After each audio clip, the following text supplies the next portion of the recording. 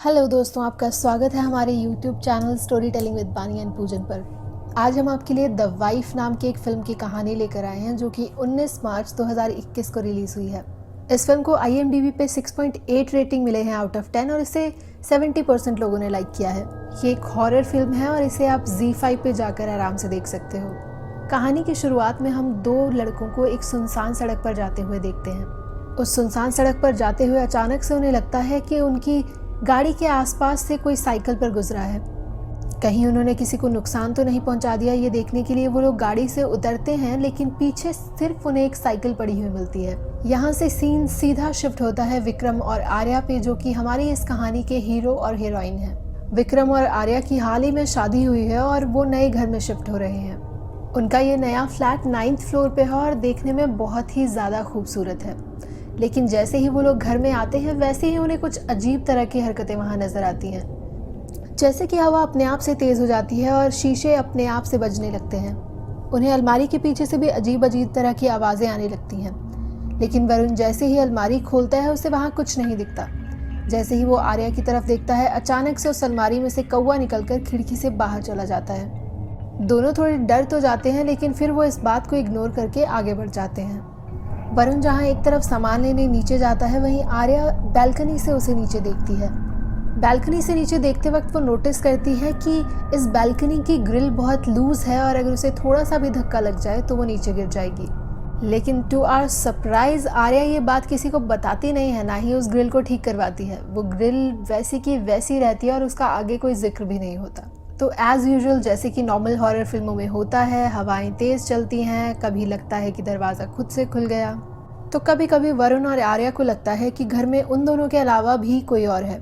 इसके बाद एक और सिलसिला शुरू होता है गाइस, जिसमें कि आर्या कहती है कि देयर इज़ अ घोस्ट और वरुण कहता है नो घोस्ट। तो ये ghost no ghost ghost no ghost बहुत ज़्यादा टाइम तक चलता है और अचानक से ऐसा कुछ हो जाता है जिसके बाद कि सब चौंक जाते हैं। तो इस घर में आर्या और वरुण के अलावा उनकी एक नौकरानी भी है जो कि अपना बच्चा साथ में लेकर आती है। इस नौकरानी के साथ भी बहुत अजीब अजीब तरह की हरकतें होती हैं, जैसे कि टेबल पर रखा कप अचानक से टूट जाता है।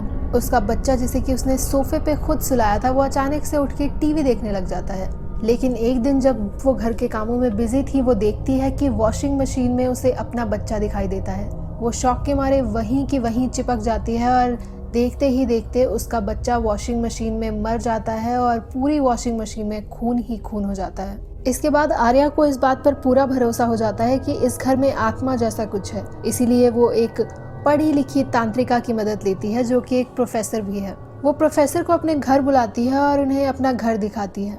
लेकिन जब वरुण को इस बारे में पता चलता है तो वो बहुत ज़्यादा गुस्सा हो जाता है और प्रोफेसर को उस घर से बाहर जाने के लिए कहता है। लेकिन प्रोफेसर उसे आगाह करती है कि उसकी जान को खतरा है और सरिता नाम की कोई लड़की उसे जान से मार देना चाहती है। इतना कहकर प्रोफेसर घर से बाहर चली जाती है और जाते जाते आर्या को अपना नंबर दे जाती है। उस रात आर्या थक कर चुपचाप सो जाती है और उसे सोया देखकर वरुण भी उसे परेशान नहीं करता और उसके पास आकर लेट जाता है। लेकिन धीरे धीरे आर्या के हवस से भरे हुए हाथ वरुण की तरफ आते हैं और वो दोनों मेकअप करने लगते हैं। लेकिन अभी वो हवस के भवसागर में गोते लगा ही रहे होते हैं कि तभी वरुण नोटिस करता है कि बाथरूम से आर्या निकल के बाहर आ रही है। आर्या और वरुण जैसे ही एक दूसरे को देखते हैं वैसे ही वो दूसरी आर्या जिसके साथ की वरुण कर रहा था, वो अचानक से गायब हो जाती है। इसके बाद वरुण को भी यकीन हो जाता है कि आर्या कहीं ना कहीं सही कह रही है और उसकी जान को खतरा है। इसलिए वरुण आर्या को अपनी पिछली जिंदगी के बारे में बताना शुरू करता है। वो उसे बताता है कि उसका बाप एक बहुत ही ज्यादा बेरहम जमींदार था। वो गरीब किसानों की जमीनें हथिया लेता था और जब वो किसान उसके पैसे नहीं चुका पाते थे तो वो उनकी बेटियों की इज्जत लूट लेता था। लेकिन एक वक्त ऐसा आता है कि किसान उसके खिलाफ आवाज उठाना शुरू कर देते हैं और जब वरुण के बाप को इस बात का पता चलता है कि अब उसकी दाल यहाँ नहीं गलने वाली, तो वो एक तांत्रिका की मदद लेता है। तांत्रिका की मदद से किसान की उस बेटी की मौत हो जाती है, जिसकी वजह से कि वो केस वहीं दब जाता है। लेकिन तांत्रिका जमींदार के ये काम फ्री में नहीं करती। जिस दिन जमींदार अपने बड़े बेटे विक्रम और छोटे बेटे वरुण को लेकर उस तांत्रिका के पास जाता है, तांत्रिका जमींदार की जान के बदले वरुण के लिए अपनी बेटी सरिता का हाथ मांग लेती है। जमींदार बहुत ज्यादा स्वार्थी है, इसलिए वो अपनी जान के बदले वरुण की जान को दांव पर लगा देता है। अब वो तांत्रिका वरुण और सरिता की बहुत ही अजीब रस्म रिवाज के साथ शादी हो जाती है, लेकिन शादी होने के बाद सरिता साये की तरह वरुण के पीछे पड़ जाती है। वरुण चाहे अपने दोस्तों के साथ हो, चाहे स्कूल में, चाहे घर पर या कहीं भी, सरिता कहीं भी उसका पीछा नहीं छोड़ती और साये की तरह उसके पीछे घूमती रहती है। वरुण का भाई विक्रम उससे बहुत ज़्यादा प्यार करता है और उससे ये सब देखा नहीं जाता, इसलिए विक्रम एक दिन गुस्से में आकर उसे जान से मार डालता है। जब विक्रम सरिता को जान से मारता है तो वरुण वहीं पर होता है, लेकिन वो कुछ भी नहीं करता। वो वहाँ से भाग जाता है और एक नई जिंदगी शुरू करने की कोशिश करता है। इसके साथ वरुण आर्या को बताता है कि ये सब होने के बाद वो अपने घर से दूर ही रहा और उसके बाद उसे आर्या मिल गई। आर्या वरुण को बताती है कि उसे ये सब होने से कुछ भी फर्क नहीं पड़ता और वो किसी भी हालत में उसका साथ देगी। इसके बाद आर्या और वरुण मिलकर प्रोफेसर को वहाँ बुलाते हैं और एग्जोसिज्म शुरू करते हैं। अब एग्जोसिज्म मोर ऑफ टाइम ट्रैवल लगता है। वरुण अपने पिछले वक्त में जाता है, उसे सब दिखाई देता है कि किस तरह से सरिता की मौत हुई थी और किस तरह से उसकी माँ ने भी खुद को फांसी लगाकर अपनी जान दे दी थी। एग्जोसिज्म खत्म होता है और वरुण के अंदर से सरिता की आत्मा चली जाती है। जैसे ही ये सब खत्म होता है, सब लोग अपने घर जाने के लिए बाहर निकल जाते हैं, लेकिन आर्या नोटिस करती है कि प्रोफेसर अपने इयररिंग्स वहीं भूल गई है। प्रोफेसर के इयररिंग्स देने के लिए आर्या बाहर जाती है और तभी वरुण नोटिस करता है कि उसे कहीं से गाने की आवाज़ आ रही है।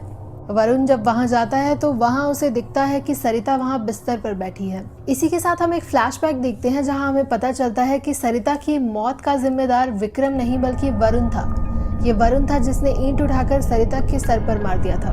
वरुण सरिता से बहस करता है क्योंकि उसे अपनी आंखों पे भरोसा नहीं होता कि आखिर वो यहाँ कैसे हो सकती है, लेकिन सरिता गुस्से में आकर वरुण को बालकनी से नीचे धक्का दे देती है।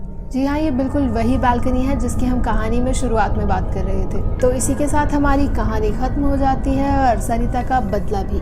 तो अगर हम द वाइफ की बात करें तो इस फिल्म में द वाइफ सरिता को कहा गया है, जिसके बदले के बारे में कि ये पूरी फिल्म बनाई गई है। इस पूरी फिल्म को देखते हुए मेरे मन में बस एक ही ख्याल आ रहा था कि इसको फिल्म क्यों बोला है। ये कोई फियर फाइल्स और आप बीती के एपिसोड जैसा लग रहा था। आपको इस मूवी में एक बार भी नहीं लगेगा कि आप कोई है या फियर फाइल्स का एपिसोड नहीं देख रहे हो। अगर मैं इसको एक मूवी के हिसाब से रेट करूं तो मेरी तरफ से ये 3 या 4 रेटिंग डिजर्व करती है।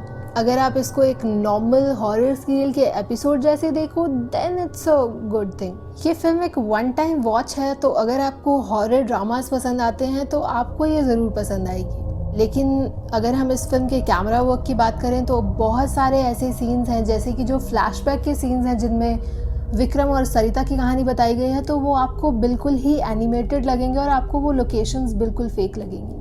इस फिल्म में अगर हम एक्टिंग की बात करें तो सबकी परफॉर्मेंसेस बहुत नॉर्मल थी। हम किसी भी एक्टर के बारे में ऐसा नहीं कह सकते कि उन्होंने बहुत ज़्यादा आउटस्टैंडिंग कुछ परफॉर्म किया था। So thank you so much हमारी वीडियोस के साथ बने रहिए। अगर आपको हमारी फिल्में पसंद आ रही हैं तो हमारे चैनल को लाइक कीजिए, शेयर कीजिए और सब्सक्राइब कीजिए। Thank you so much.